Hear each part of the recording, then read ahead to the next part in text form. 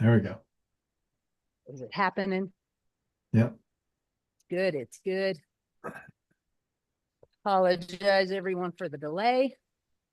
Having some technical difficulties, but we're getting those worked out. Gotta find the mute button. There we go. All right. Thank you all so much for joining us. I really apologize for the technical difficulties and that we came in 3 minutes late. So we probably get sent to the principal's office or anything. However, this is our fourth and final one, and you guys have been waiting for this one. Or if you haven't been waiting for this one, you should be, because this is creating a life beyond the trauma. And so this is where all three of the past ones kind of come together and march you forward. So I'm so excited for the fourth and final time on Stotts. Thanks for joining us. Yeah. Thanks for having me. Yeah. Looking forward to it.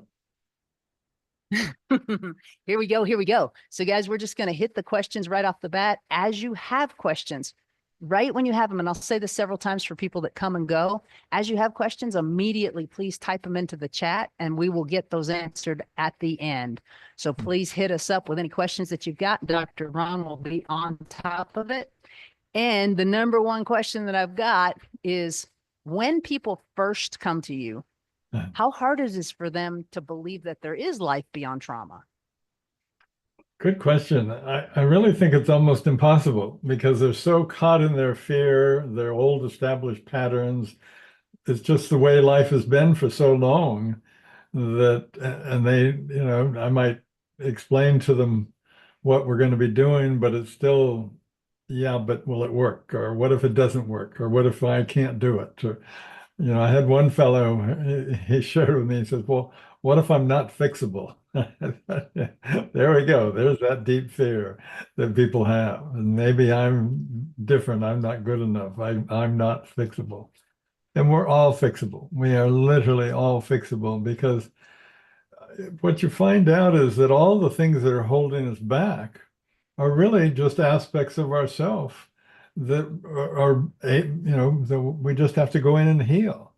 And that's what's exciting, is people in the beginning are kind of like trepidation and, holding on tight. But within a week or two, they're excited because they go, oh, this is just about learning more about myself. This is a lot about me understanding more where I come from, what I'm at the effect of, and how I can change that all so I can be in my power. And so, yeah, I think it is difficult for people in the beginning. But in a very short time, they realize, with a little breathing, sentence completion, and some of the exotic tools that I use, they go, "Oh, yeah, I'm already doing it." They're becoming more conscious. They're more aware of their thoughts and emotions and things already. So, yeah. Okay. Okay. So even if you're scared, guys, apparently that's very, very normal. Just got to kind of push through that scaredness. And so just curious about morning and evening routines. How Mhm. important are they? Well, I have to qualify that, because they're, they're all the things that we're trying to do, that we do to support things. If we're not really in that deeper process of healing our inner child, taking care of ourselves, and really doing the deep healing, that inner journey that we need to be on, then everything else is just temporary fix. And I hate to say that, but that's exactly what it is. It maintains us in a certain comfort zone, a certain level of consciousness, a certain level of happiness. I mean, we hear about the people who win the lotto, but then they end up, months later, right back to where they were. And that's true for most people. Whatever they experience, whether, they're in a state of elation and high consciousness, they'll tend to want to bring themselves right back into their comfort zone. And if they get too unconscious and not taking care of themselves, they bring themselves back up to where they're most comfortable. So, the morning routines, I think, it's a matter of, once you're on that inner journey, those morning and evening routines throughout your day are critical, because it's like a habit. You're really changing. You're literally neurologically rewiring your brain. So you're changing well-established old patterns. And so the more you focus on shifting those unsupportive habits, patterns, whatever you want to see them, the easier it will be. Yeah.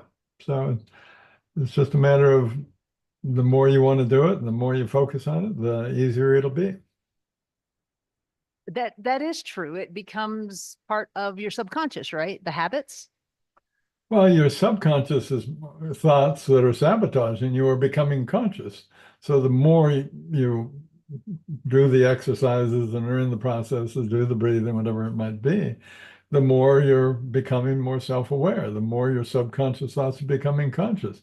So they're not nearly as likely to sabotage you because now you can watch them, you can notice them and heal whatever's wherever they're coming from. Okay. Okay, I got it. So what are some of the essential things that we need to have in our routines? Again, with if you're in the process of doing that inner journey, yeah. Oh, aren't you always? Well, most people aren't, but but if somebody's working, let's just presume, I'm going to presume you're saying if somebody's working with me and they're doing that deeper work, then it's critical. And so they're going to be getting modules that have are giving them information and guided visualizations and exercises that are allowing them to breathe and look deeper around specific things that are progressively moving them into a more self-accepting, whole, and authentic place. And so, yeah, there's breathing exercises that are going to support that. There's the modules and all the different various exercises that are going to support that. But it's also paying attention, noticing, because that's really a fun thing because people will come in and they're not even aware that they're saying it, but oh, I recognized I was feeling such and such, and I was thinking this thought the other day. Well, the level of consciousness you're in determines how aware you are of your feelings, emotional and physical, and how aware you are of your thoughts, as well as what state of consciousness you're in. So when they're sharing their greater awareness about their thoughts and feelings, they're really just telling me, yes, it's working, and I'm in a higher state of consciousness than I was in before. So yeah, and the more you pay attention, the more you'll be able to pay attention, and the more supportive it'll be, and the more exciting it becomes. And you're neurologically, quite literally neurologically rewiring your brain. And the more you do that, the less likely you are to go onto those old neurological patterns, pathways. And the easier it becomes to entrain those new pathways that are more supportive and empowering for yourself. Okay. It's So basically one, all aspects of your life are being enhanced. So yeah. oh, I can attest to that. It's very true. How important is meditation? Is that one of the essential things, or when you say breathing, is that what you mean?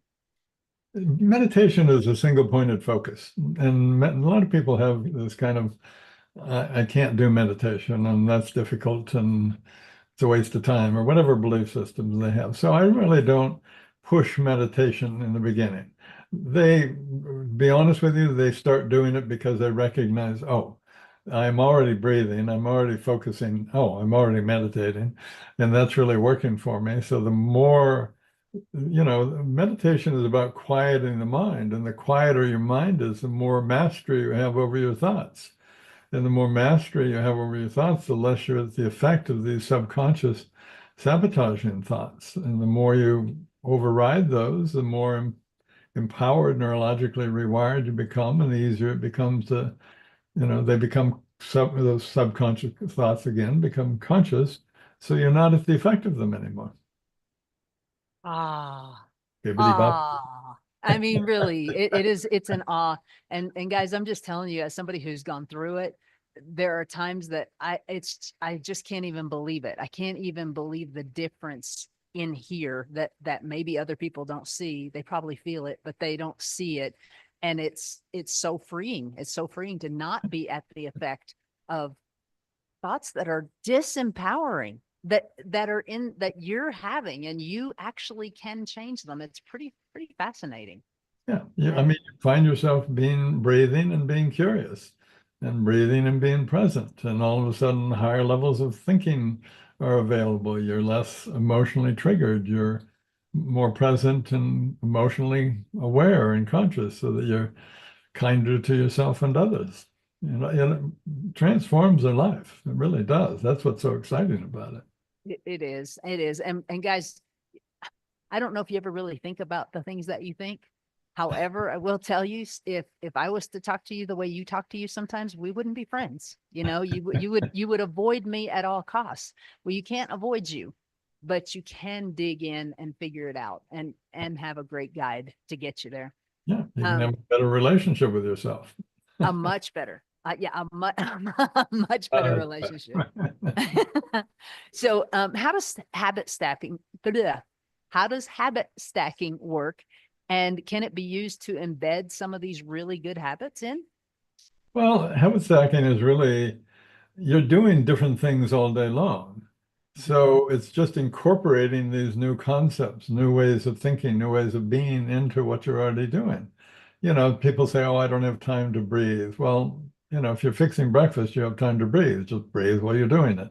If you're driving to work, if you're on a walk, if you're doing yoga, if you're whatever you're doing, you can breathe and you can pay attention and you can begin to, you know, take all of those tools that you're being really introduced to and practice them. A thought might come up that it's like, oh, well, I'm afraid of that. And so instead of just saying that and being at the effect of it, just saying, well, one reason I'm afraid of that, take a breath in. Another reason I might be afraid of that is, and finish it with whatever comes up. So you start really training yourself to use those tools so you can be more present and curious and in charge of your life, in charge of your mind.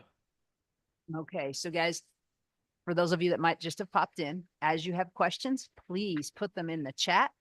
And at the end, Dr. Ron will be happy to answer those questions for you. Or if you have one for me, please throw that in there too, and I'll be happy to answer it for you.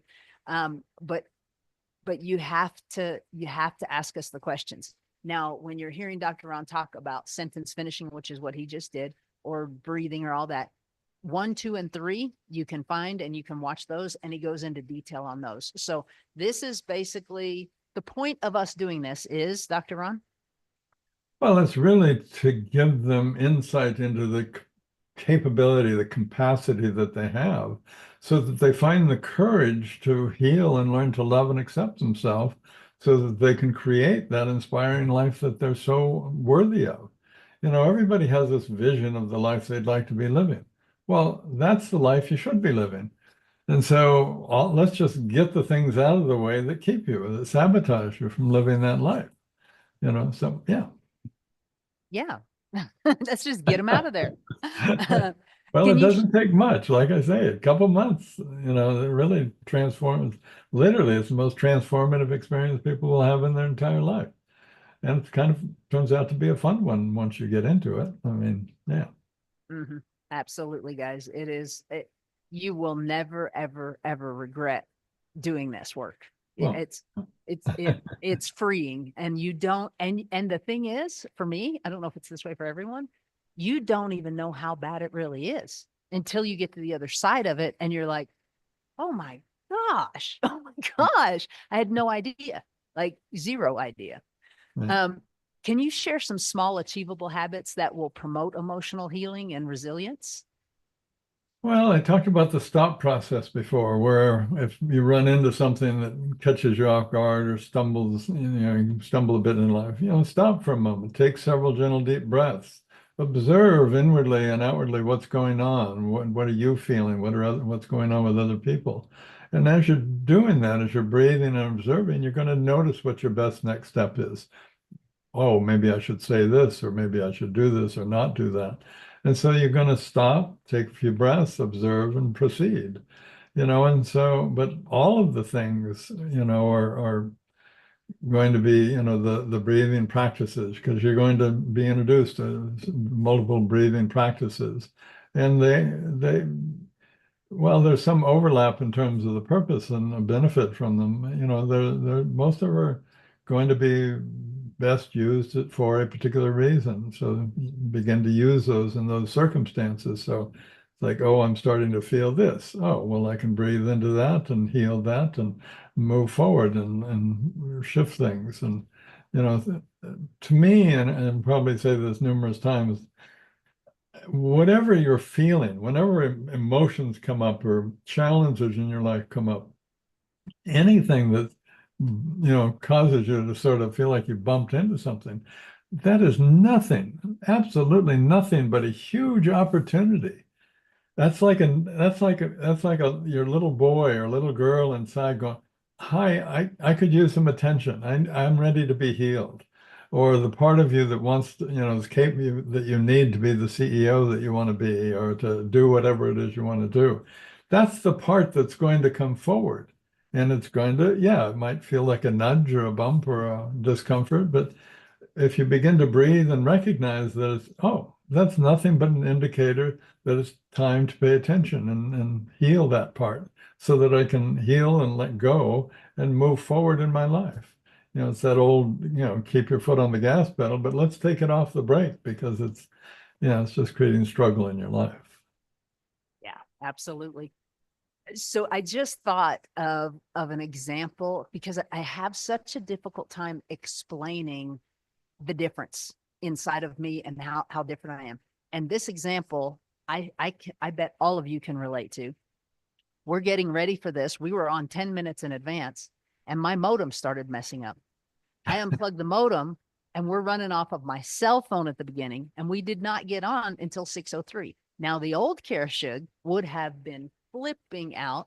I would have been useless through this whole thing. I would have been just like, oh God, that happened. And and it was just like, it happened and we dealt with it and we came on 3 minutes late and we're sorry, but it didn't take my legs out from under me like it would have in the past. So that's just one example that I could come up with on that. Yeah. What are some examples that you've seen that people have just like, they're a different person when it's over? Oh, completely. I mean, they certainly are going to shift their significant relationships because they're going to be more whole. They're going to be more self-accepting and loving. And that relationship with yourself is going to be mirrored in your relationships with others, just as it was before when you were shut down or shut off or had your heart closed and mind limited. But now it's gonna make you're gonna be a safer person to be around. You're going to be somebody that they feel comfortable and safe enough to communicate and be more open with. And all of a sudden they start sharing more of themselves because it feels like a supportive thing that can happen. And both, in work, I mean, people start feeling more comfortable that you're empowering their leadership because you want to see them do better. And all of a sudden they start giving their all. And all of a sudden everybody starts being more cooperative and collaborative. So you start recognizing, oh, we're actually increasing profits and productivity here. And I tell you, it's across the board. Just as in your life, everything gets easier and more supportive. In your organization, the same thing will be occurring in your business and whatever it is you do. Yeah. Well, just think about it. Jim Rohn said, you become like the 5 people you spend the most time with. So guys, if you are taking care of yourself and you are growing, you are going to positively impact people. Yeah. The opposite is also true, whether you realize it or not. If you're not doing this work, you're hurting people. You're stepping on their toes, not intentionally, but it's just what's coming out. So this is good stuff. Yeah. So Yeah. while someone's going through this, how important is their environment?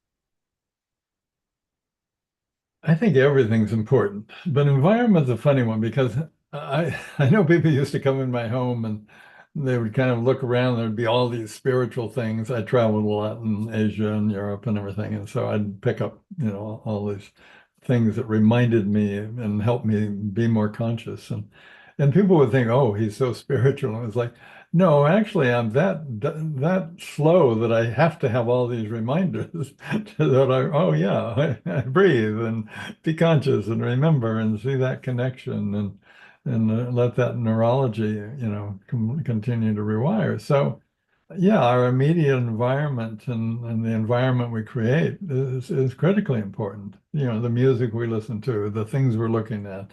I remember I was working with one young man who was I think he was marketing in the C-suites area of a big company.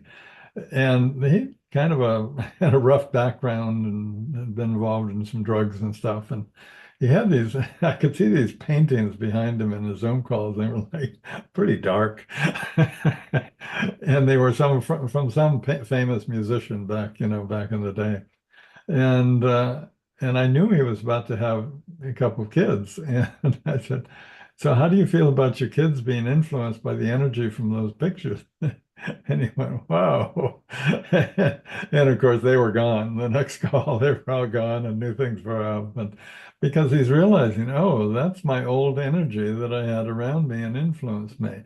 Now I'm married and I've got kids on the way. Well, that might have been cool for the day, but it's not cool now. And so, yeah, I certainly pay attention to where I live, how I live. I love creating an environment that's nurturing and supportive. I love creating relationships that are the same. And so, yeah, take care of yourself. That's all it is. You start being kinder to yourself. You start taking care of yourself and creating an environment that's nurturing. It is everything. Your environment, what your mental diet, what you listen to, what you see, all of those things really, all of them make an impact. Yeah. And so, I'm sorry, go ahead. No, yeah, I agree. I mean, I was thinking we had been talking about that quote that I seem to have adopted. I wished I had created. What we're not changing, we're choosing. And if you're not changing your environment, it still represents an old state of consciousness and, more fear-based lifestyle, then that's going to kind of draw you back that way. Where if you're changing your environment, your relationships and everything else, then it's all supporting you in that evolving and growing and becoming who you truly are. So how does working with you impact their personal relationships?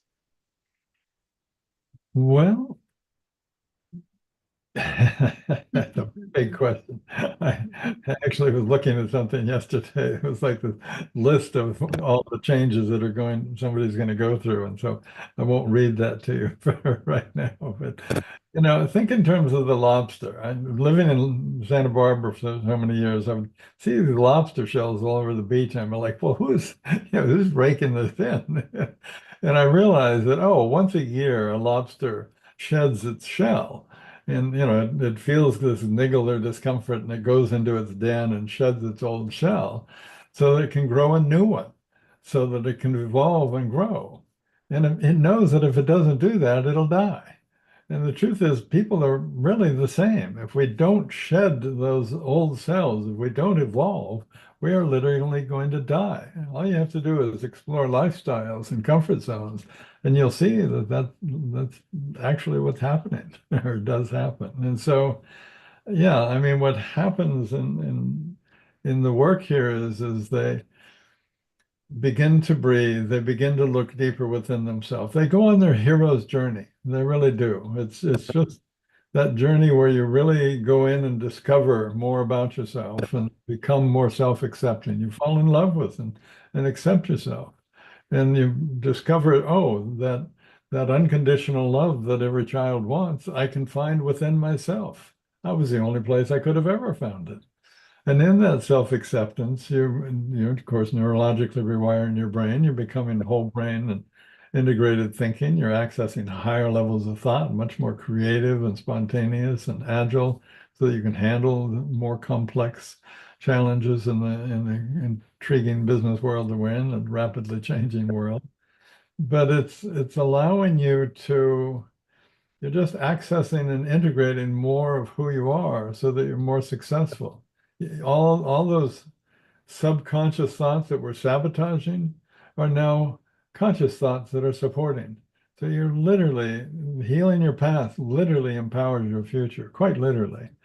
And the confidence that comes out of that, the comfort of being the whole confident person translates into you being authentic, which allows you to connect, with others in a way that just really feels wonderful. I mean, really, you're not worried about what to say or how to say it, or, you just know what to say because you're present and curious. I was talking to a college kid the other day, and he was telling me about his struggles of, well, I don't know what clubs to join, and what to do, and what to that. And it really came down to his fear of being judged by others. And I said, it doesn't matter. Who cares? If you are self-accepting, which is certainly the result of this work, if you feel good about yourself, then you can trust that what you're going to say is appropriate. People talk about, oh, I've got to train myself to become more emotionally intelligent so I can act more emotionally intelligent. That's great if everything is going well, but as soon as push comes to shove, you're going to go back into that old style of reactivity that you're familiar with. And what it does is you have to go deep enough to actually get in touch with your feelings. And that certainly is part of what goes on. You get in touch with your emotions and you find out that they're really nothing but supportive aspects of who you are. They're not things to keep away. They're things that when they come up, they are helping you, guiding you through life, quite literally. They're like little guideposts as you're going through life that help you look deeper, breathe, and stay more conscious. So, yeah, I mean, everybody seems to also recognize, oh, because they don't have all that sabotage and limitation going on, they also recognize, oh, now I know what I really want my life to be about. I know who I am, I'm confident in that, and I know what I want to do with who I am and create with what I'm capable of creating. And that just changes life completely because then you're not, it doesn't mean you weren't successful in making good money, but all of a sudden there's a wholeness and a integrity to your life that feels in alignment and it's just much more relaxing. And so, yeah. So you become better. You're certainly taking better care of yourself health-wise. You're certainly mentally now much more alert and capable. Your systems are all in alignment and working as they should be rather than, cutting off the nervous system when you're in fear and that type of thing. And so you're going to be healthier, you're going to be wealthier, you're going to be happier, you're going to have better relationships. If, as you know, I work with executives and top level leaders a lot. They're going to really come into a place in their own that they're coming from a place of power, but in an authentic, loving way. And that's going to transform their organization. I don't think anyone that I know who's gone through this work hasn't created huge opportunities in terms of their work because they literally see things better. They're they're accessing higher levels of thinking. They're more conscious. So where they used to see challenges and difficulties, now they're seeing opportunities and things that challenges that are wonderful and things that they really want to do. Their life is much more focused, much more mindful. They're living more mindfully, and it's more of an adventure. It is more of an adventure. Yeah. So what do you say to the person? Because identity is just we are so stuck to it as humans. And I can't tell you how many times in my coaching career I've had someone say, well, this is me. This is who I am. Yeah. Well, what do you have to say to that? Good luck with that. Okay, go get him, Yeah. Tiger. Yeah. Because I mean, the one thing I've certainly become aware of since, I mean, in my early 20s when I was really going through some challenges, deep challenges, life-threatening challenges, is life isn't about some comfort zone. It's not even about stair-stepping into higher comfort zones. It's about continue to evolve, continue to breathe. Change is the one constant that we have in our life. People are so afraid of change, and it's like, well, yeah, but that's the one thing you can count on. And they try and control everything in their life so that things don't change, which only puts them more out of control. So their whole definition of control, is ridiculous because they're in less control by not breathing, by decreasing their ability to think and react and be present with life and take care of things. So, yeah. Yeah, I heard it wasn't that recently, but it stuck with me that the key indicator for success in the 21st century is embracing change. Yeah, it's If having you that don't, ad in mind. Yeah. Right. you can't. The changes are so rapid. Like just going to the grocery store today is so completely different than it was a year ago. Everything is changing, and so Yeah. you why not change for the better? Why not change intentionally and just be, instead of being reactive to all the changes, Mhm. you be proactive? I mean, I can't tell you how many, the people that come to me are really, they're really quite brilliant. They really are. They're amazing, impressive, and they're doing well. But they've run into some glass ceiling, as we've talked about. And the glass ceiling is, they're smart and they've used that logical left brain intelligence to get into the right schools, to get the right job. But now all of a sudden they're saying, their CEO saying, well, yeah, but you need more emotional intelligence. You need to be able to relate with people better. You need to have better, refine your communication skills and all of these soft skills. And they're so attached to that logical left brain and what that's accomplished that it ends up sabotaging them accessing the more that they need to create the life, the inspiring life that they truly want. So yeah, this is who I truly am is like, well, that's just an attachment to your limitations. Doesn't mean that there's not some good parts in there too, but it's like discover who you are. Discover every day who you are. Because when you say, oh, what I really want to do with my life is this, or what I really am aspiring to is that, the next question I'm going to ask is, well, who do you need to be? Who do you need to become so that you can create that? And it's always a different person than we are now. You need to access more of who and what you are from deep within yourself. You need to access the higher levels of thinking, the emotional intelligence, the capabilities they're all there, but you need to access and own those. And that creates a different level of consciousness, which creates really a different person. Mhm. I love the who do you need to be, and I heard it said about finding the mate of your dreams. You first, who is that person? What do they look like? What do they do? Who are they? And then who do you need to be for them to be attracted to you? Mhm. Right. Exact kind of same thing that you're saying. It's just, Yeah. it just puts it a little bit more in your face. just Yeah. just a little bit. Who do you need to be that's going to attract that perfect man or that perfect woman? Not that anyone's perfect, but the perfect for you. Who do you have to become? Right.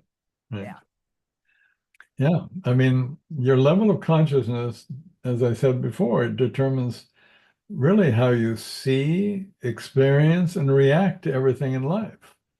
So I quite honestly, I believe that there isn't any time I'm feeling stressed or struggling or anything else.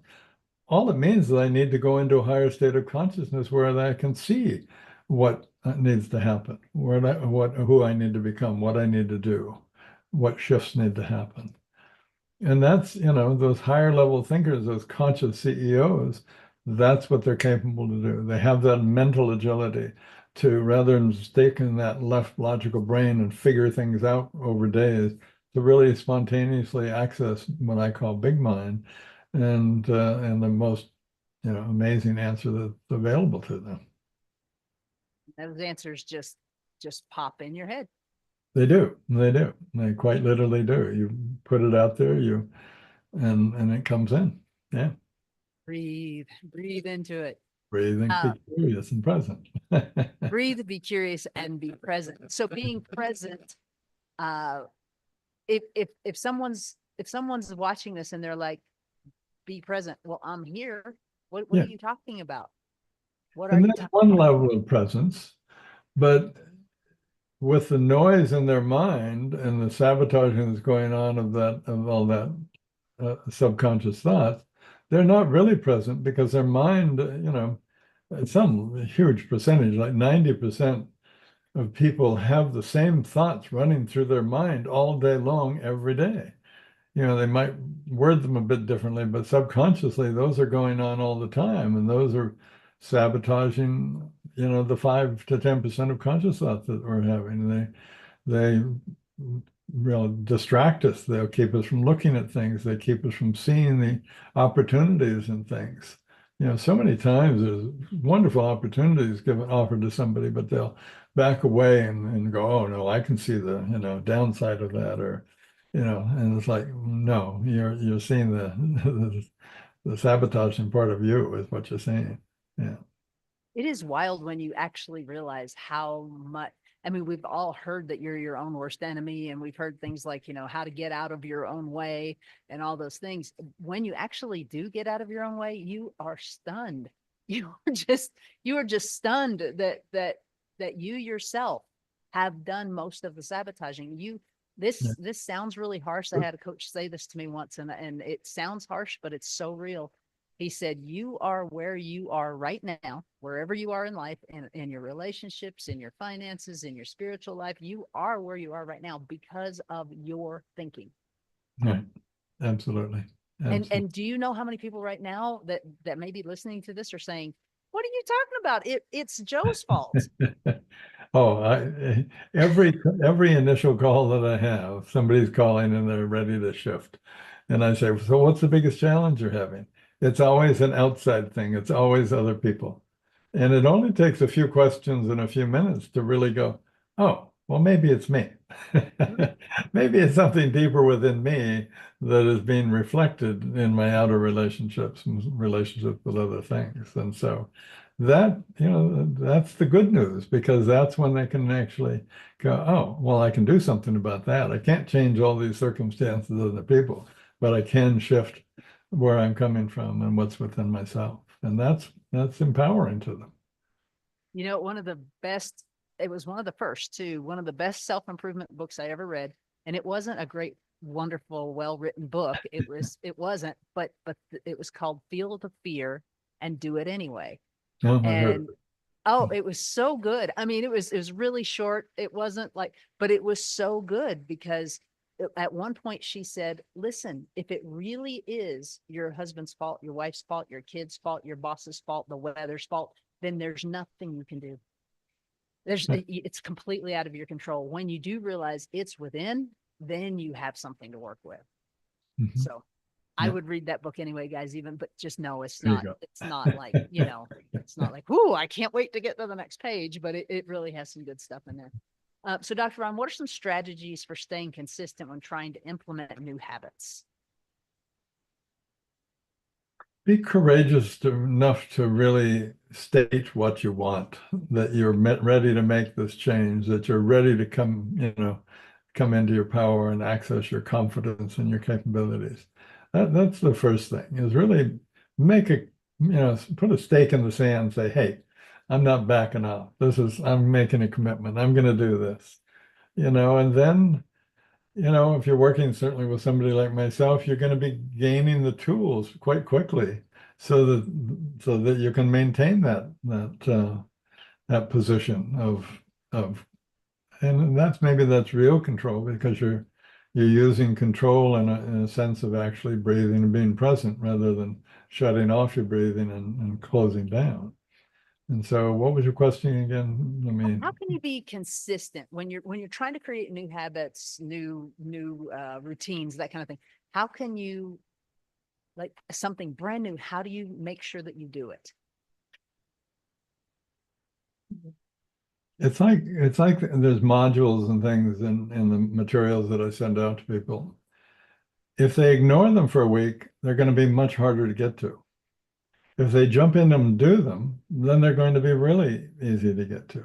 If somebody really gets into them, there's never enough. So I always give them more.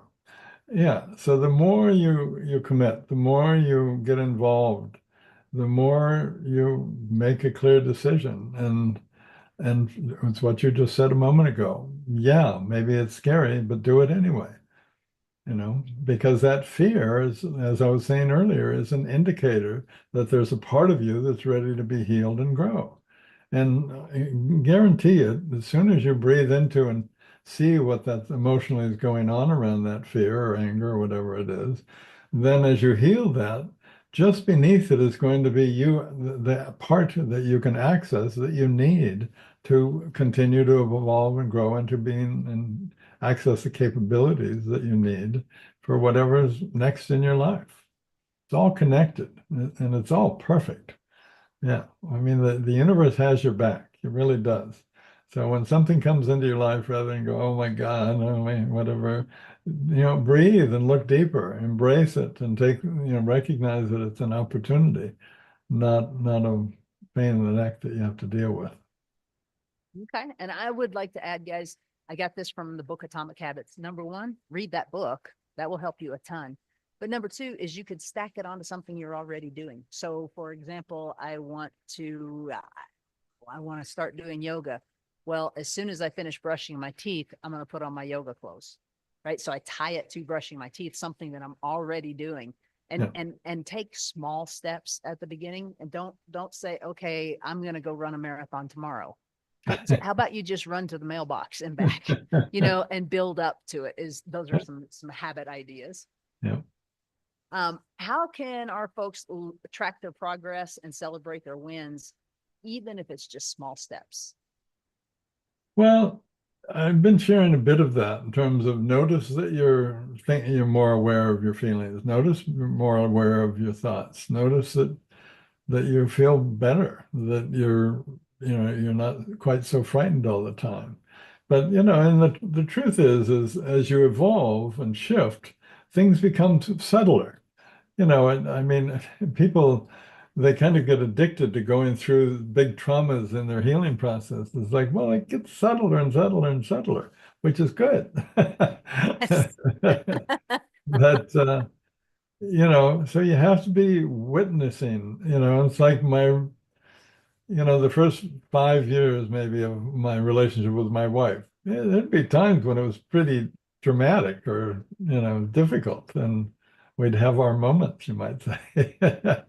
But, as we understood and started becoming deeper, more and deeply in love and connecting and trusting and supportive of each other on our journey and really saying, looking at, well, how can we open up our hearts more fully and trust that that's safe and good.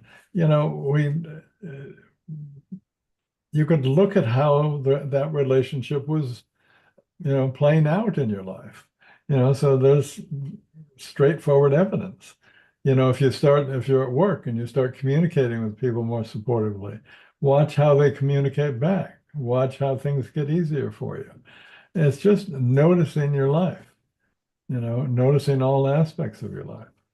If you play golf and you've been going out there, once you do this kind of work, your golf game is going to get better because you're going to be more relaxed. You're going to be, rather than thinking about how hard you're going to hit the golf ball, or you're afraid you won't hit it because somebody's watching, or all those distractive thoughts that make you hit it poorly, you're going to relax and you're going to hit most of the time really quite well. And if you don't, that's okay. It's just part of the game, because it's a game of how mindful can I be with each moment. And that's true for life. How mindful are you being in every aspect of your life? How well am I eating? How, am I exercising regularly? Am I keeping my agreements with myself?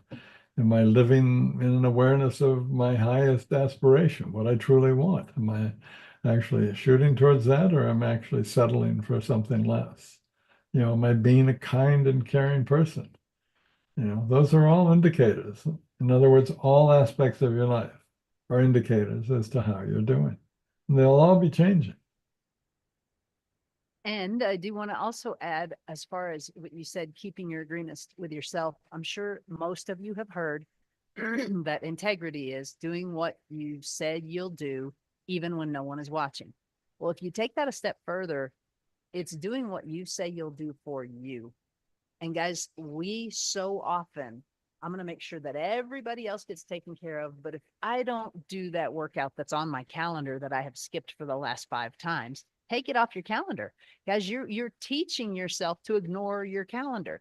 If you're not doing it, take it off your calendar and then do something small and actually do it. Because if you don't have integrity with you, you really can't have integrity with anyone else. Yeah, well said. Yeah. So, Yeah. how important is integrity in doing this work with you? Like integrity with yourself. If somebody comes in and they say, okay, I'm going to do it. And like you said, you send them the module, and the module, just so you guys know, is very, very powerful. It's got videos from Dr. Ron. It's got guided meditations. It's got a PDF with sometimes different things, but sometimes it'll be answer, question. You're doing the sentence finishing by yourself. You will. One of the coolest things about this is when someone leaves this 8-week program, you send them away with all kinds of tools. All kinds of tools. I want them to be able to not only fall in love with themselves. I would, that's the biggest shift that everybody sees. And that's the key shift that I'm looking for. Is from our childhood, we've been looking for love and acceptance outside of ourselves. As a result of this inner journey, you're now starting to look and really finding and accepting and loving yourself, looking within for that love.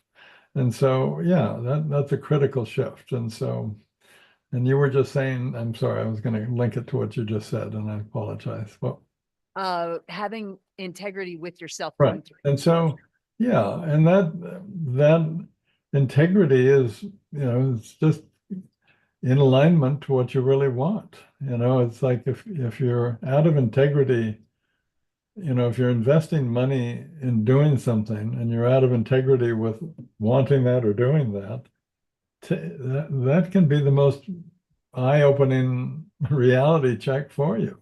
It's like, oh, well, maybe I'm really afraid. Well, if you're really afraid, then let's look deeper because there's really something there that you weren't aware of, and that's not uncommon. Or if you're sabotaging it, well, great. Well, let's see what part of you doesn't feel like it's getting what it needs and is trying to get your attention so it can heal. Let's look deeper into that. And that's the wonder of it, is because all the parts that will cause you to be out of integrity, that will sabotage, are the ones that are going to come forward. They're the ones that are ready to be healed.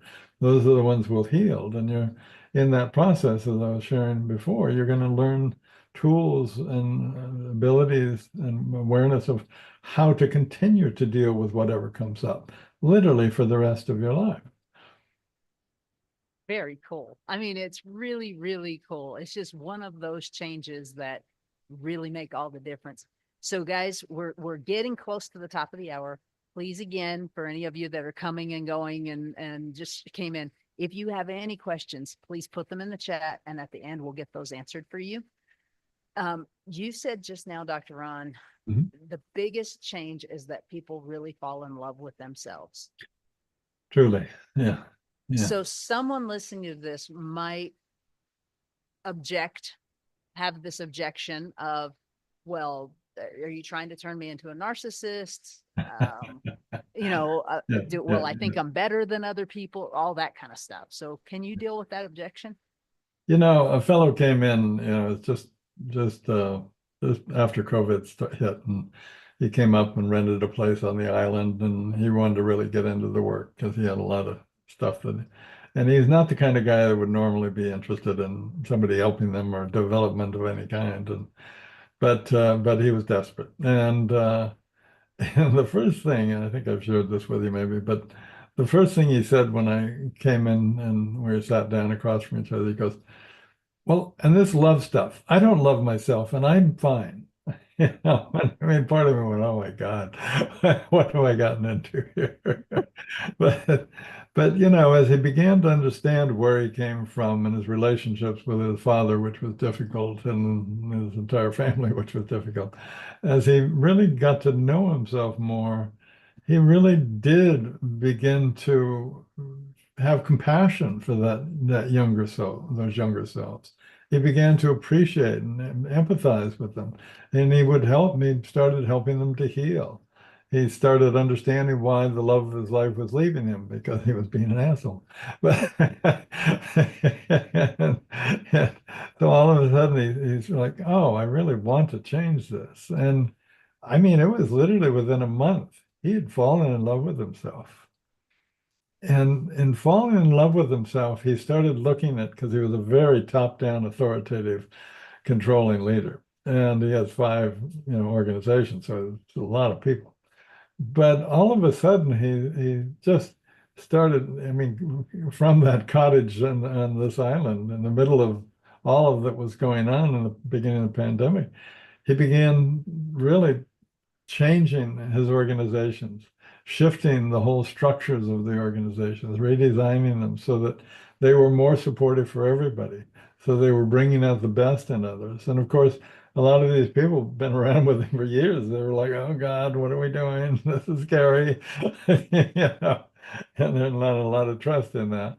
But over months, I watched them. I actually ended up working with several of them. They became the CEOs of some of his organizations, and but that shift within himself, the love of his life, who had left him and was not going to come back, came back, and they're married and they're an amazing couple, and his organization started shifting. And yeah, a few people left, but some really amazing people came because they wanted to work in this new environment that he'd created.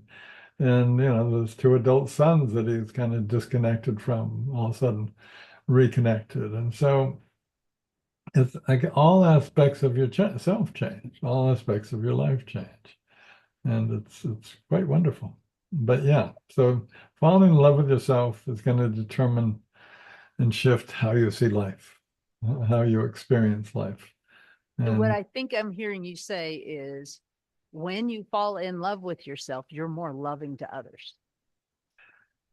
yeah, and I'll just mirror that or mimic that thing that I said earlier. Your relationship with yourself is mirrored in your relationship with others.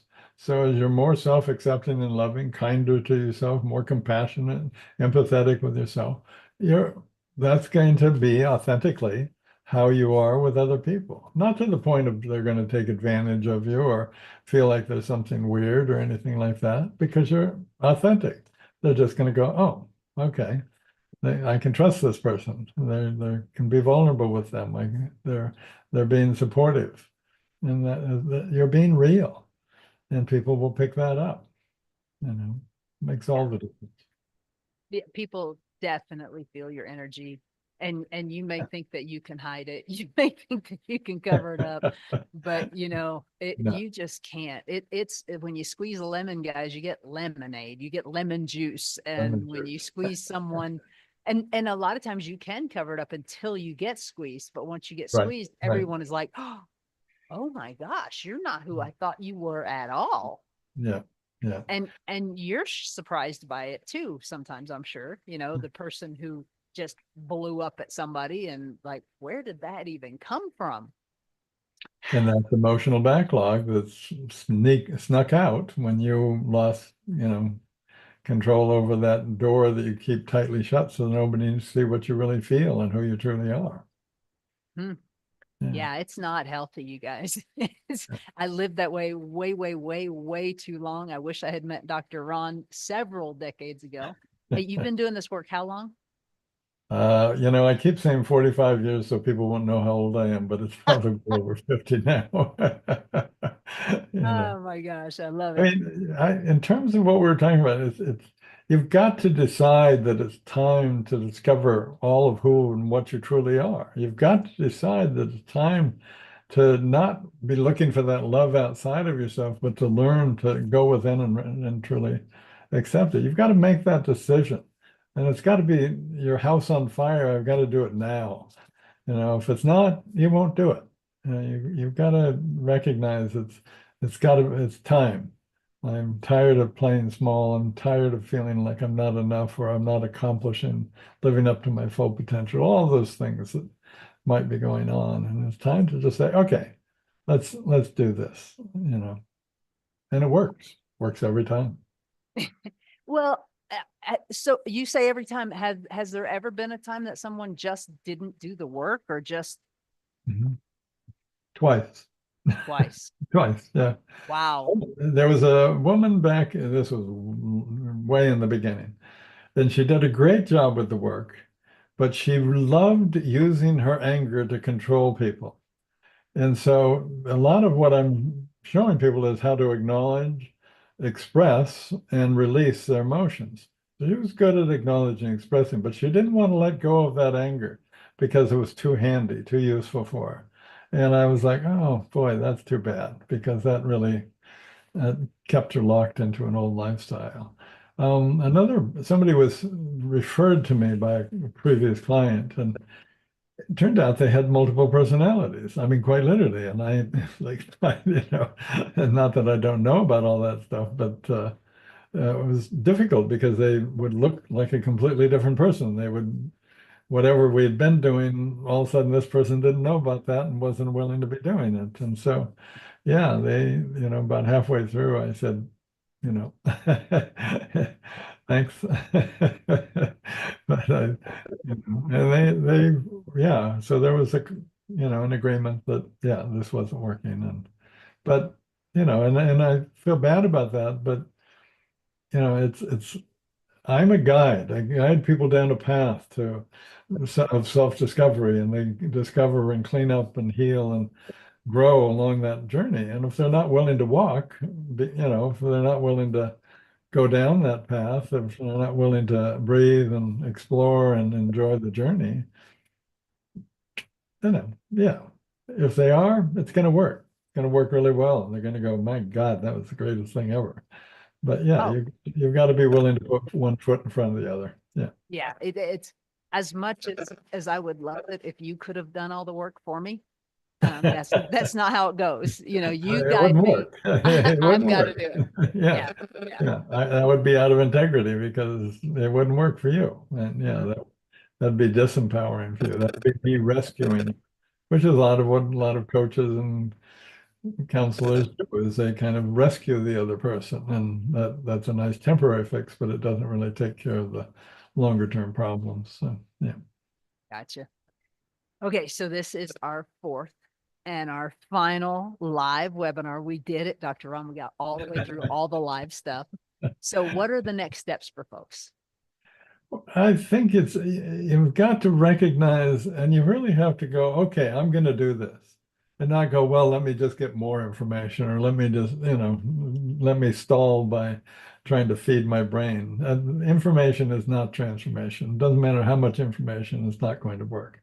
So get on a discovery call with one of us. Get on a discovery call and really understand, what it is you are really challenged by, what it is you really want. And then, we're going to share what it is you need to do to get there. It's very straightforward. And then you go on the journey, and then you get there, and your life's better. And, so, I mean, I don't, you might not have it, but just put in the chat that ronstotts.com/, a deeper look, deeper look / or something like that. But then put in the chat and Sweeney, call. can you say it again? Sweeney, can you do that? The chat is actually on YouTube, and you and I are on Zoom, so I can't do that. But Sweeney is listening, so say it again. https://ronstotts.com/a-deeper-look/. And I only share that because I really do support you in getting on a call with me. It's not a sales call. It's not meant to go, okay, now I'll enroll this person. It's a call where you get to just share where you are and what it is you want, and get an insight as to what you need to do to get there. And then you can make your decisions as to what's best. And sometimes maybe it's a different direction, and that's fine. Happy to share that too. But yeah. Okay. So guys, please do that. Just hit the link below. And if Sweeney didn't get all that correctly, it's just www.ronstotts.com, and you can scroll through there and find contact information. Good point. Yeah. Yeah. That'd be great. Of course, Sweeney's pretty amazing. So I'm sure Oh, that I know that. yeah, I know, right? She's got it down. All right. So we have some questions. Oh, okay. Good. All right. So what would you say to someone who says they want to do it, but they're scared? They're scared? Yeah. Yeah, being scared is okay. It really is. That's called being human. Um, and what I'm going to do is, I'm going to ask some questions that's going to allow them to really take a look at what's going on and how negatively it's affecting who they are and what they're doing with their life. I'll tell you a little secret. It's like bad metaphor, analogy maybe, but it's like people come in and they're sitting in this old chair. This is a comfortable chair. They've been sitting in this chair for decades, but it's got nasty food and springs sticking in their butt, and it's kind of doesn't work too well. But this is my comfort chair. This is what I'm used to. And I'll bring out the new chair. The new chair is like everything. It's perfect for him. And lovely chair. Oh my God. Never seen such a perfect chair for you. But until they really explore how terrible this old chair is, and really begin to understand how wonderful this new chair is, they are not going to switch chairs. So it's a process. And that's what we look at. We explore how nasty that old chair is and how unsupportive and how it doesn't work. And then you go, oh yeah, oh. And then we look at this one and go, yeah, but this is what you could do. This is who you really are. This is what you're capable of. And then they begin to, well, let me try that out. Let me breathe and explore that. Breathe and see how that feels. And all of a sudden, that new chair becomes their new comfort zone. Of course, then I try and upgrade the model and sell them more, but no. Of course, of course. No, but I don't, I really am big on them shifting, but it's also, the people that are, especially high level leaders, it's about not just getting into a new chair, but it's about learning to evolve and stay present so that you can continue to grow. And that's the exciting thing about life. I have a hypothesis, and I don't know the answer to this, even though we are working together and all that stuff. I've never asked you this. What percent of people that come to you, you are their last hope. They are desperate. They wait, like this person here who says they want to do it, but they're scared. Mhm. They don't do it, and they wait until it's tragic before they get to you. I think Yeah, most that's what I people figured. wait. But everybody I work with, and I mean, sometimes they're 30, 40, 50, 60 years old. The comment is always the same. It's like, why did I have to wait this long to find out who I was?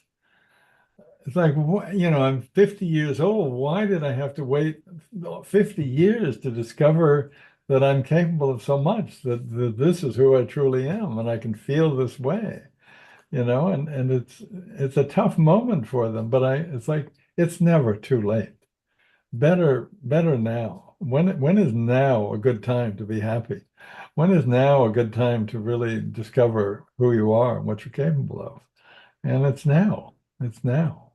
If you don't do it now, you're not going to do it. That's the sad part. If I'm on a call and somebody really wants to do it, but they go, oh, well, I need to check on this or do that. It's like, I know they're not going to come back you know.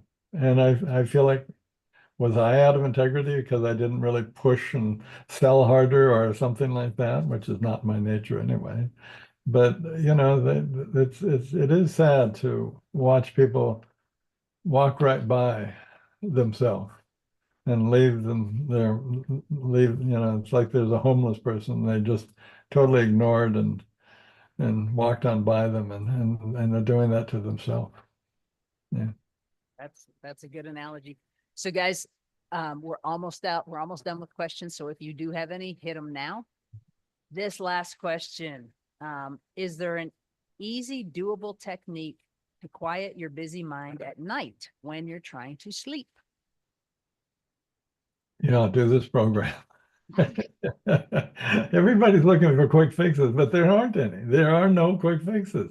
This is the quickest quick fix. I mean, I could say breathe, and focus, do box breathing, 4 in, hold 4, 4 out, hold out, out 4. You could do that and it'll work. But what you're missing is that why you're waking up, why you're not sleeping is that there's a part of you that's going, hey, I want attention. I need healing. I'm ready to do something here. And so yeah, you can take pills, you can do whatever and try and put that part to sleep. But I'm suggesting, no, take a look and listen to that part. Learn what that part's all about so you can heal that part. Access all of who you are so that you can get a good night's sleep. Yeah, my wife, I think she gets a little bored with me. She goes, well, how did you do last night? I go, fine. Why wouldn't I? you know, I mean, yeah, and if something would have come up, then oh, good, there's something to look at, and I would spend some time, looking at and exploring and breathing into and healing whatever came up, So yeah, it's sleep, and you can certainly in sleep you can learn to explore your dreams and be awake in your dreams. That's an ability we have. And when I'm dreaming, I can actually change my dreams. If something's going on that I'm uncomfortable with or feel out of integrity with or whatever, I can actually shift the script and rewrite the dream so it's going off in a different direction. You have the mind is your worst enemy if you haven't healed your subconscious. It's your best friend if you have, because you can have it's your mind. You're in control of it. You should be. And most people aren't. And I Yeah. know I wasn't before this work. Well, and most people, even if they gain control of their mind, boy, the levels of accessing big mind and thinking, it is incredible what we've become capable of. It truly is. Yeah. Well, I mean, that's just logical. Like anybody who's listening right now, people who, and yourself, that you are working as hard as you possibly can. You are running at top speeds and you're trying so hard to keep everybody happy and you're still dropping things through the cracks. And that. I mean, that. But then you look at someone else who's doing 20 times what you're doing. Literally. And they're going literally, and they're going on vacations and they've got great relationships with their spouse and with their kids and all that. How is that possible? Well, I mean, I watch it with leaders that come in. They've become experts at whack-a-mole. They've become experts at taking care of this immediate problem and that challenge and that, HR problem and that manufacturing and that sales problem and oh, these people or that company or whatever. They're very good at knocking down whatever's come up. But that's not good conscious leadership. That yes, they get accolades and support for that, but that's really only because they're caught in their brain and efforting and trying. And yes, that's one level of leadership, but it's not conscious level of leadership. Conscious levels are going to step up to here, and that bigger picture, they're going to be empowering everybody else. Everything is going to be getting done. There just isn't any drama. They're literally living from that place where they're breathing and being curious. And when you're in that place of curiosity and presence and mindfully living, when things come in, you just, you've got the ability to handle it. And there isn't a lot of drama, there isn't a lot of trauma. And that's because that drama and trauma are reflections of your unhealed aspects of yourself. I mean, when people come to me and they tell me all of the reasons, the outside reasons they're having trouble, literally every time it doesn't take long to take them within and see that, oh, it's that issue that I never resolved. It's that problem that, I took on, so, it's time to heal. It's time to become. It's time to live your life fully. Why not? I mean, you gotta, yeah. Right. Oh, and life is so much better. Okay. Next question is for me. After going through the process, how did the experience change your life in ways that you were not expecting? Okay, that's a good question. Uh, well, for one huge way is my business world. I absolutely changed everything. I've had a real estate team for countless years, and I sold that in the end of November. And I am focusing 100% on what I'm passionate about now. And so that's what we call Einstein time. I don't know if you've heard of that or not, but Einstein time is when you're doing what you love doing. Think about it. Time just goes, you're like, what do you mean it's 4 o'clock? I mean, seriously, we just got here a minute ago. How could it be 4 o'clock? And your energy is high and you're doing that thing. When you're doing something you hate doing, like book work and that kind of stuff, for me, Struggling other doing. people, thank goodness they love it, right? But for me, that is just torture. And so it takes forever to do it.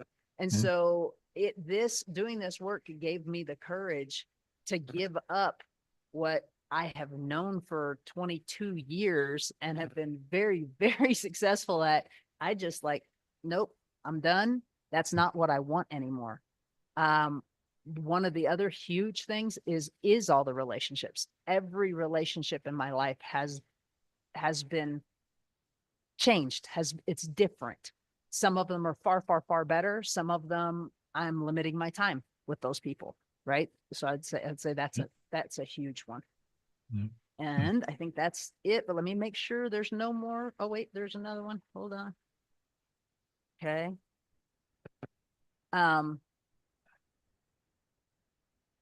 Thanks so much for your help. I really appreciate it. How can we better prepare for this transformational journey?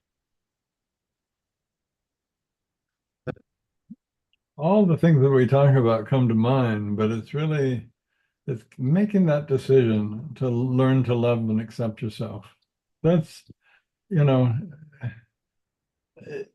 it's so sad to watch people not take care of themselves and not develop great relationships, and so make that decision, begin that inner journey. If you go to my website, there's going to be a few tools that you can download for free.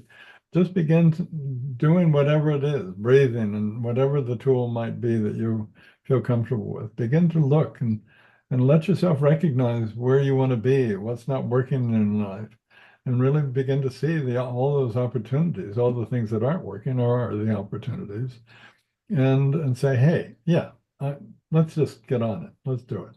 Now it's the time. Yeah. Now is the time. There is no time like the present. And Yeah. literally, guys, I am not exaggerating when I tell you, it breaks my heart. Most of you kind of have an idea of who I am if you're following this show at all.